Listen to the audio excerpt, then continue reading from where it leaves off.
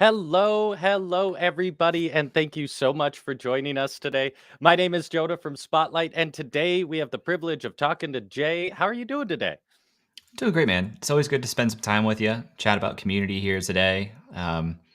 It's been a good day so far. Let's keep that going. Let's keep the vibe going. Yeah. And I did want to cover just a couple things before we dive in. First and foremost, we have done quite a few events with Jay where we go much more into depth in other aspects of his business, like course creation and podcasting and all of that. So we're going to be focusing mostly on community building today. But if you want to see more from Jay, go to the Spotlight YouTube and you can search his name in the little top right where you could search our videos, and there's at least 3 awesome events there. So I just want to call that out. If you don't get enough of Jay today, there is plenty more there. And also, if you've been following along over the last month, last few weeks, you know that at Spotlight we've been really trying to hone in and give you actionable tools for building your coaching products, just having a presence online and building courses. And one of the most important things, which we haven't really touched on a whole lot, is building a community for your students. Just a course is a start, but we wanted to bring Jay in because he has built beautiful communities that his students can really thrive in and has really tackled that solution in an elegant way. So that's what we're going to be talking about today. And Jay, before we dive into the actual details of any of that, I was just hoping for anyone who's here who might not know you, might not have seen you before, if you could just introduce yourself, let us know a little about you, what you're up to, and what brought you here today. Yeah, well, always fun to hang out with you, Jonah. So thanks for having me back here Of at course. Spotlight. I'm a professional creator, and so I have a pretty full stack creator business at this point. I have a podcast called Creative Elements that crossed 1 million downloads just a couple months ago. Woo. Um, I know, big, big, That big, is, big. yeah. Most of the stuff we've talked about here on Spotlight is actually related to podcasting because that show's done really well, and I'm an indie podcaster. So if you guys are a podcaster listening to this, you want to build your show to be pretty successful, check out podcasts like The Pros here on Teachable. So that's one big part of my business. But I'm also a writer. I have a newsletter that goes out every week. Been doing that for 5 years. It's called Creative Companion, and I'm a course creator. Um, have that podcasting course I just talked about. I have a bunch of workshops and most recently launched my community membership, the Creative Companion Club, named after the newsletter, to help other creators go pro, become professional creators who are paid well for their art and creativity. That's me in a box, Jonah. Awesome. Yeah. Well, it from what I know, and it sounds like you really started first with podcasting and building a business there and the newsletter. At what point, just to give some context, when did you start thinking you should make courses or start turning that knowledge into something for other Yeah. people to absorb? Yeah. So I started off basically building a membership product in 2017. It Oh, was, okay. I called it an accelerator, but it was really a facilitated mastermind group called Unreal Collective. It's a 12-week program. It was basically group coaching if we have coaches in the audience. And on the back end of that, if you went through that group coaching program, you had access to our community Slack. So over a period of a few years, we built a community of 120 or so creatives and entrepreneurs. Um, and along the way, I was approached by LinkedIn actually to be a LinkedIn learning instructor. So I had the opportunity to create now 7 courses with the LinkedIn team. And I really enjoyed that. And I thought to myself, I feel like I have the skills and experience now to structure good courses independently. I can produce these on my own. And that started with a couple of courses around freelancing back in 2019. I think those launched. But I think my first LinkedIn courses went live in 2018. That I love so much what you just said and the path you've taken because I think a lot of people start out just being like, I need to make a course. But I if we can veer into that for a second, Let's I do would it. Let's love if you, veer. yeah, I'd love if you could talk about because I'm a big proponent of starting with coaching or Yeah. one-on-one lessons, whatever it is, proving your transformation with one person. So the fact that you went from coaching to creating courses for someone else to then creating courses for yourself. Can you speak a little bit to that path and how, by the time you were ready to build your own courses, that experience helped you? Because I'm sure you came in with guns blazing at that point. Oh, absolutely. I'm just very pragmatic, Hmm. and I'm not great at math, but I'm good enough at math that I won't let myself go broke or go into debt. Mm. So in 2017, when I left my last job and decided to go out on my own, it was kind of a math problem of, okay, so what can I offer? What can I do to build a business that I'm happy with and also pay my bills? Um, and so the fastest way for you to earn an income independently is client services, selling your Mm. time, doing work as a coach or a client or consultant, I should say. Um, and I also wanted to reserve a lot of my time for building my content business as a creator. So this idea of group coaching kind of called out to me because I could essentially collect a higher hourly rate by selling the same hour to Mm. multiple people. Mhm. And over time, the type of clientele that I was attracting, more and more, they were freelancers, creative freelancers who were so good at delivering excellent, high quality work to their clients, but didn't have a ton of experience with business and Mm. running a business, selling themselves. So over time, I worked with a bunch of freelancers and I was giving them a lot of the same advice. LinkedIn asked if I could create a course around freelancing for them, and I did. And I enjoyed that process. But I realized there's more I wanted to say. The LinkedIn course creation process has a lot of guidelines for how they like to see courses developed. They're very, very Mm. high quality. But there's certain things that I couldn't do in that format that I wanted to do independently, like screen share and create slide decks to like really illustrate my points and even have longer form videos. A lot of my uh, course videos on LinkedIn were required to be 5 minutes or less per video. So I decided to produce that myself. And really, that just came from I was giving the same advice and insight to people over and over again, and they're paying me one on one for that. I wanted to give people the ability to tap into that knowledge and that same advice at a much lower price point by putting it into a pre recorded course. And so at that point, when you went and built your own course, you must have had a pretty robust curriculum at that point. Oh yeah, yeah, yeah, Yeah. yeah. For sure. I actually developed 3 courses all at once, which I wouldn't recommend doing.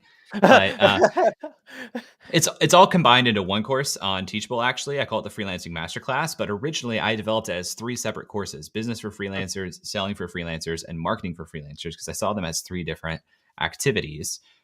So it was basically a 48 lesson mega course that I Wow. broke into 3.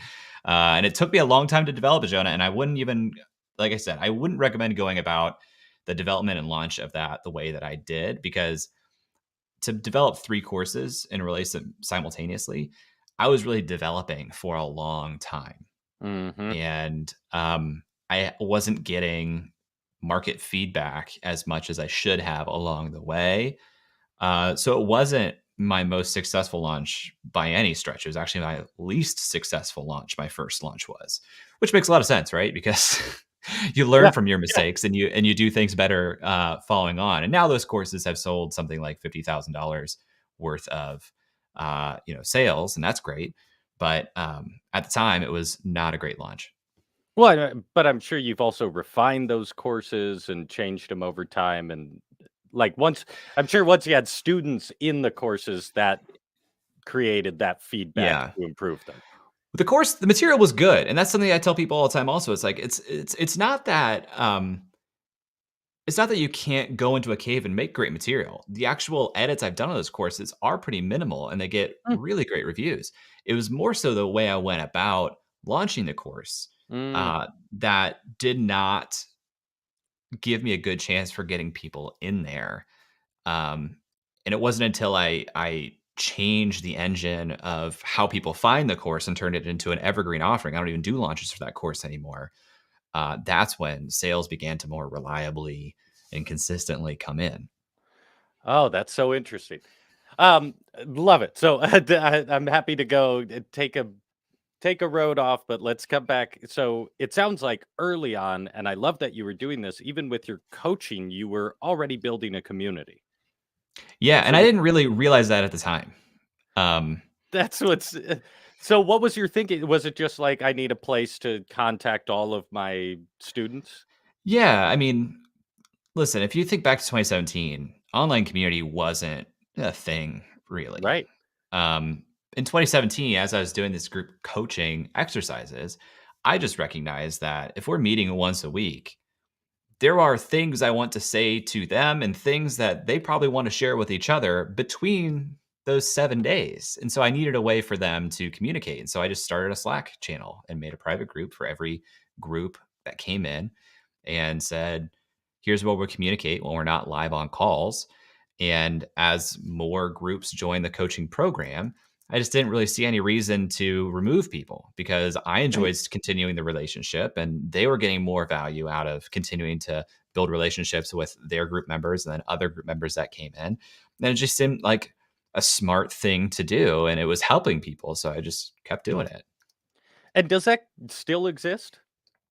That No, community? it was acquired by Pat Flynn and Smart Passive Income in 2020, and I joined the SPI team for a year. No kidding. Wow. Oh, that's interesting. So he saw what you were doing and wanted to just absorb that community. It makes sense because I imagine all of that was super in line with the SPI values and Yeah, everything they're doing. 100%. It was the same, uh, customer, same audience, but I was just early to the online community thing, and Pat and his business partner, Matt, even more so, Matt Gartland, brought me in before the launch of their membership community, SPI Pro, to help them design that program because he saw what I did with Unreal Collective. So I came in and I helped them to design that and launch it. We hired Jill, who's an incredible community manager. She's leading the team there now.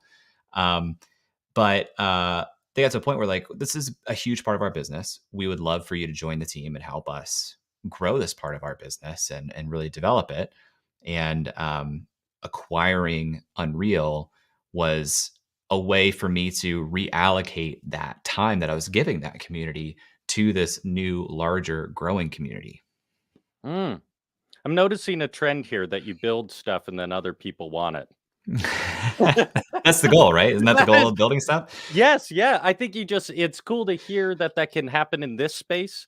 I think we Yeah. hear about it more often in, like, Silicon Valley app development because that's kind of the whole game there, but it's cool to know that that opportunity even exists within this course creation or community building. Yeah, I just love hearing that. But, so that community kinda whether you intended or not was built, you handed it off, and then to my knowledge, I guess with your courses, you were also incorporating a community element with those, or was that immediately integrated? How did you go about that when you started putting out your own courses? A big part of the course community experience that I have is actually related to SPI. And then Mm, now today, I have a membership community that isn't directly with the courses. Like the first experience that I had was with those freelancing courses I was talking about, where I created a free community for freelancers attached to the Freelancing School brand, which is a side project platform that I have. And I basically said, if you want support as a freelancer, join this community. It's free. For students of my freelancing courses, there were some private spaces within that community where they could get priority access to me and ask questions and get that support. I actually find that um, doing community is a big effort. Like I won't sugarcoat it. It's a lot of work to do it right and to do it well. And a lot of course creators will slap on community as an additional value prop for joining without putting a lot of thought or intention into it or having much of a plan for it. And that works in the short term to get people to say, oh, bonus stuff. Yes, I'm in. But if it's not a good experience, it's not a good experience. So, what I recommend to people now when they're building their courses and they want to have a community is make sure you have a real plan for this and resources allocated to it. And if it doesn't make sense to allocate resources to supporting your students as a like add-on value to your course, consider a private membership as a separate product that you can mm, upsell to your course students. which is ultimately the route you went now? Correct. Yeah, yeah. My Yeah. biggest product is actually my membership, the Creative Companion Club. That is the like end of my offer ladder, if you want to call it that. That's like the far end of how we can work together. And yeah, course students, I actually just ran a promotion. This is a really fun marketing thing that you can do. Course students of mine, I sent them an email because I have them segmented and said, hey, you've spent $200 with me this year by buying my podcasting course. I'm actually going to give you a coupon. You can apply that $200 towards membership of this community. And Yeah. that did really well. That promotion did really well. I did the same thing with my workshops. So it turned a $200 purchase into a $1,000 purchase. And now I'm like really incentivized to support those students and help them to whatever degree that I can. And it's really fun because not only can I support them, but now they're surrounded by these other students who had the same problems, who had the same goals and desires, and now they can support each other. But, that all works because financially, I'm really incentivized to do a good job in there since it's a higher priced membership. Yeah. Everyone that comes in, I'm just like, awesome. Like that fuels me. The sale is great. If I don't have a sale for several days, it's okay because like I'm probably still doing just fine financially with the folks that have joined already. And that's the model that I really like because if you have a community that is a free add-on to your course, as your course gets more successful, that's a bigger and bigger commitment just to maintain because you could have Yeah. hundreds, thousands of students in there asking questions all day, every day. And there's no real path for you to be compensated for that ongoing work. So I actually really do recommend having your membership community as a separate paid product that students have access to at a better rate, for example. Oh, man, I love that. There's so many valuable nuggets in there, and so I just wanna summarize this so make sure I'm wrapping my head around exactly what you're saying because I experienced this right away. I have a beta group going through my course, and I wanted to offer that community I do for the beta group, but right away, I realized, like, "Oh, like, shoot, they're not gonna show up if I don't." Like, Right. Why would they they? have why would yeah, exactly, and then that raises the bar, and just like you're saying, it's like you're not unless your course is $10,000, you're not getting paid for that extra time, so this is fantastic. Is this you're basically saying by creating a membership, you can still serve that community, but you financially incentivize yourself and you create incentive for those people to be involved because it's an additional product other than the course. Yeah, you could. I mean, listen, there's a whole spectrum of ways you could do this. And I'm not saying that you absolutely should not have a community as part of the experience of joining your course. But if you do, I think you should price that into the price of the course, Mhm. or really limit the scope and expectations of how and when you're going to be involved in it. Mhm. When I joined the SPI team, Pat had dedicated Facebook groups for students of all of his courses. We ended up migrating all of those course groups to a circle community, which we call Mhm. the SPI Academy. So that was one community that had private groups for each course's students. And now instead of being scattered across a bunch of Facebook groups, we could go into one place and support students in there. Um, but we also had the paid membership, SPI Pro, that we would promote to course students. And that is where we were putting even more of our time and energy. Pat himself was spending a lot of time in SPI Pro, still does. Um, but then, there's the other side of the spectrum where I, as an independent creator who has very limited time and resources, I couldn't maintain a course community because if you're not in there, if you're not creating value and giving people reasons to come back in and cultivating a vibrant community, it's just going to turn into a ghost town. And it's hard to revive a ghost town once there's been a run out of it. So I prefer to have this totally separate community membership that course students have priority access to at a better rate. But you could do kind of a hybrid where you have the paid membership and course students get access to a small private area within that membership, but not the full membership area. Circle, for Right. example, is really, really good at helping you create that segmentation.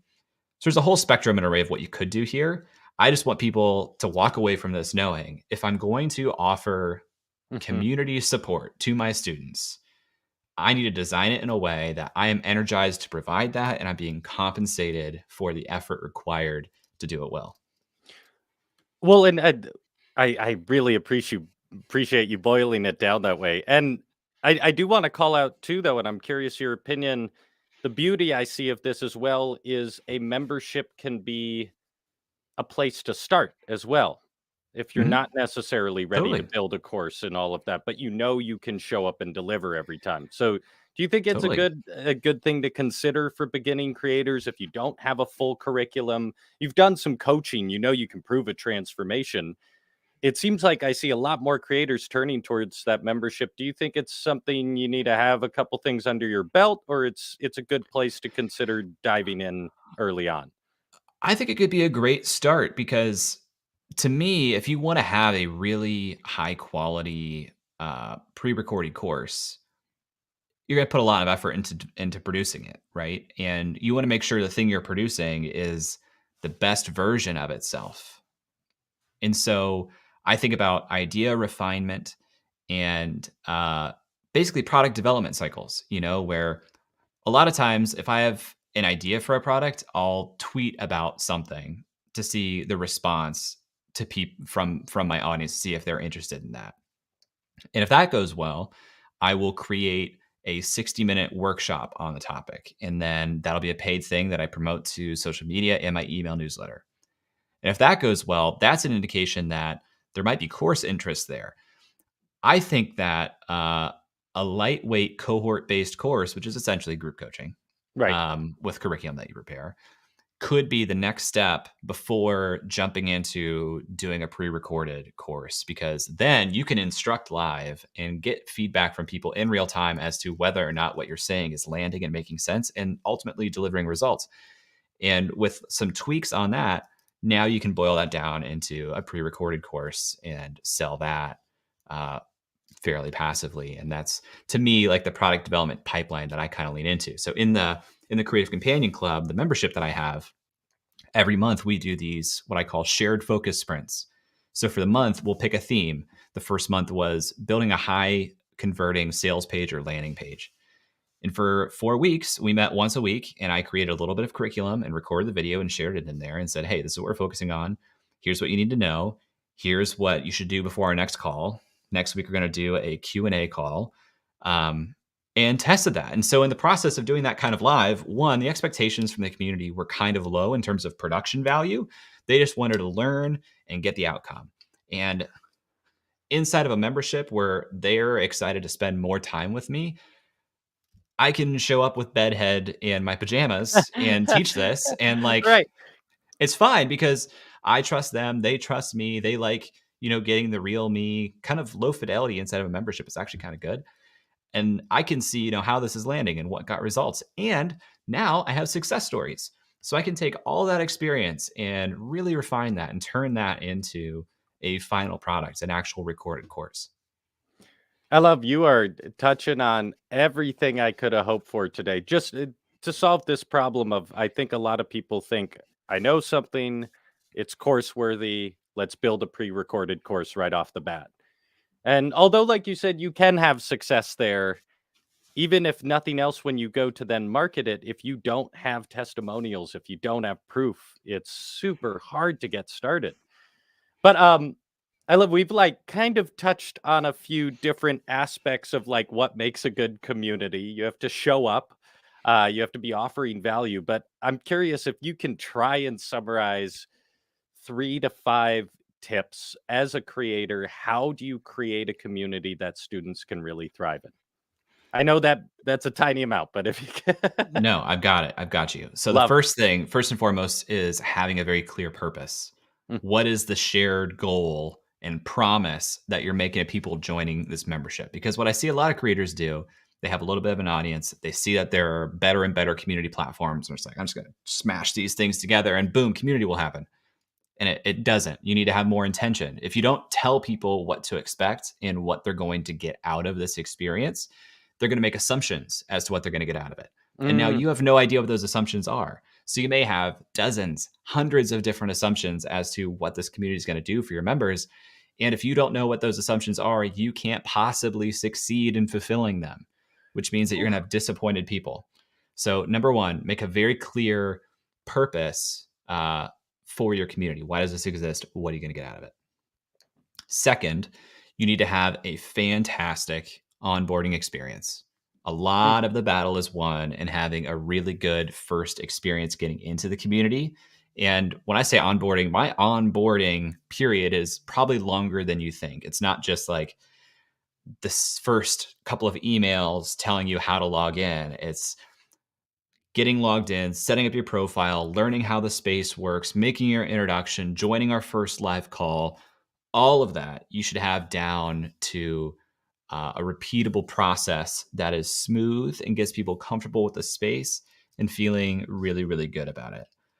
And then, it's really about getting people onto that road to transformation and making sure they realize they're on the road to transformation and supporting them along the way, providing some positive tension to push them to take that next step because things are hard. People join a community, join programs in general because they recognize I can't do this myself. I need support from a third party. And in a community world, a lot of people don't think about how they design that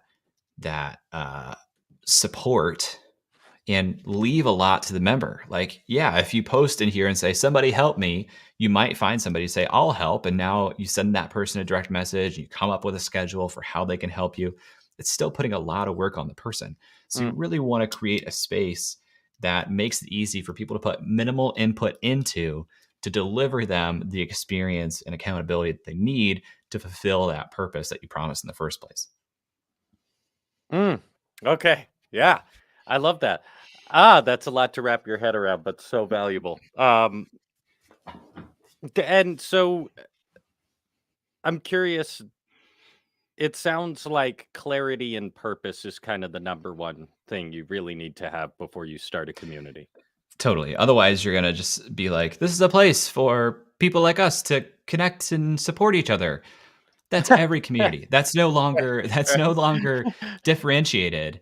And as more choices pop up for people to make with their time, especially related to online communities, they're going to pick the ones that promise specific outcomes to specific problems that that person is facing. And if you're not one of those, you're going to become second, third, fourth, fifth priority for them. And that might as well be no priority because they never get to that third, fourth, or fifth Mhm. priority. Right.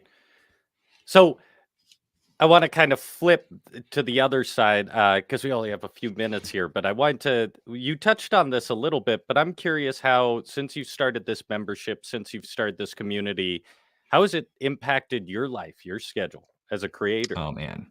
Well, community is a beast. Like I said, it will take as much as you're willing to give it. So Hmm. you need to design your life to be consistent and keep things going, but not let it uh, rule your life. Right. Right. So, in very practical terms, it served me really, really well because just a couple months into launching it here, it's generated almost $40,000 in revenue for me Mm, this year. That's awesome. That's a huge life upgrade because now I can hire support staff, not full time, but like good part time support staff. It removes the pressure to create and launch new products constantly or new workshops because I can now just, in very good conscious, recommend this product. And while this is $1,000, my workshops are around $40. So for me to get as much of a financial benefit uh, as one membership, I would have to sell 25 workshops. mm. So it's easier to create one sale than 25 sales a lot of Right. times. Right. you know Yeah. so it's been really great. It's actually reduced my effort in terms of selling because the people who've been following me for years trust me, want to learn from me, and this is a great way to work with me very personally. um, I have bucketed time on my calendar twice per day to jump in and support members of the community and add responses and create content in there. And while a lot of the value of the community is derived by the members, there are aspects of the experience that I can just continually improve and level up a little bit, which I'm constantly doing. And now that's a process that works for people. An example would be um, I'm going on my honeymoon soon. I'm going to be offline. So the community won't have me there. I asked the community if there are members who wanted to host workshops and events while Hmm. I'm gone. And several people have said, yes, I would love to do that. So today I created a form that people can complete, a lightweight form to create an event on our calendar. I'm about to hook that up to Zapier so that when people fill it out, it automatically creates the event. And that's something that I'll probably leverage for months, years into the future. That's beautiful. So, especially when addressing kind of creator burnout, it seems like, yes, a community can take what you'll give it, but if you set those parameters clearly and everything, you're also in a position to avoid just the content dragon Yeah. chasing. Yeah. Because again, the people in your membership who want to have direct and unique and different types of access to you, they don't need you to be highly polished all the time. They actually Right. appreciate seeing the unpolished version of you. So it removes some pressure to do everything perfectly. Like I can't tell you how many Loom videos I record and post in the community. Just I got 5 minutes. Someone asks a question. I'm just going to record a quick Loom. That's the type of access that people can't get to you normally. And in the community, that it just goes so far. It means so much, and it's not a huge time commitment for me to record that Loom. And I don't have to feel self conscious about how am I showing up here? Am I not professional or like high production enough? Right. Because these are people who they paid good money to see you, however Right. you show up. Right. That's yeah, Right. A lot of like the pressure to be high production is about building trust with people. If somebody has invested $1,000 to become a member of my community, they they already trust you. trust me. Right. Right. And one question before we kind of wrap up, because I am curious. You had quite a path, and you had built a few products by the time you launched your membership. What's still your number one like marketing mechanism? Is it the podcast? Is it email list? What's your It's a good main question. avenue moving forward? Because I'm sure there was a fair conversion of existing audience to the membership. So as it grows, what are you looking to as your primary marketing tools? Still email, I think. It's always been email. I had a good year with Twitter last year, but email to me is still the biggest lever, and it's definitely the most attributable channel, where I can say like, oh, this definitely came from email. But my social media effort, I'm trying to drive people to email. Mm, Um, mhm. my podcast, I'm actually trying to create my own discovery engine for the podcast by driving people to email and then introducing people to the podcast in email. Mm. So email is everything for me. Oh, so even with your so is the now you're using email to push to the podcast rather than relying on the podcast to get people to your email? It's kind of the That's thinking? correct. I think podcasts are terrible new audience acquisition platforms. Huh. There's just no discovery for it. So people complain like, "Where's the podcast discovery?" And to me, I'm going to generate my own podcast discovery with social media and email. And so that is where I'll certainly build a lot of trust with people because if you're listening to my show, you're getting 60 minutes of me in your head every week. Um, it's Yep. not great for new audience acquisition. I mean, that can certainly change at some point, like you start getting word of mouth and you get mentioned in a couple big publications or something. That could change if there is some other discovery mechanism. But for me, I know that long-term email is probably the most valuable uh, asset I can develop. Love it. Well, so I want to be respectful of your time and wrap up here, but I want to call out a couple things. First, for everyone listening, go check out the podcast, especially the interviews. And there's so many aspects there that are just fantastic. And I highly recommend going and watching one of those past events we've done with Jay. It was so cool, Jay, to hear you break down how you build a podcast episode.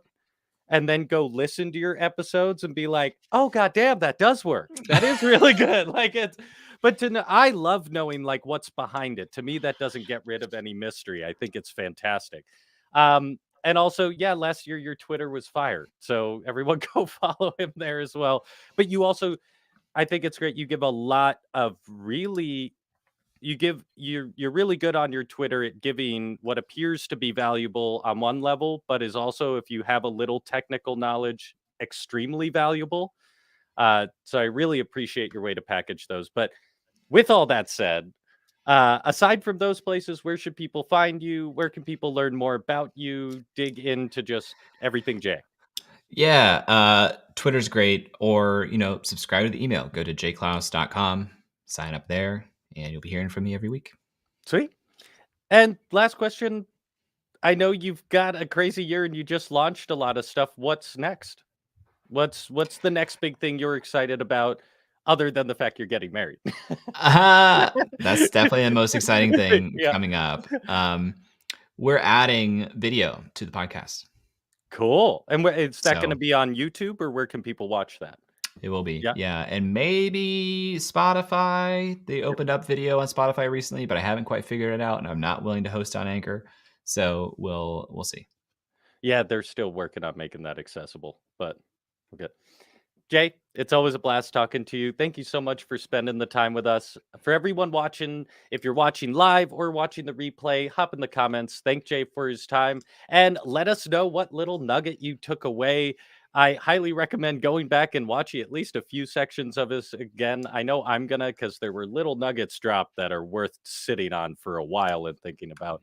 But I appreciate it, Jay. It's so cool too to have seen over the last like year and a half where your platform has evolved and the lessons you've learned.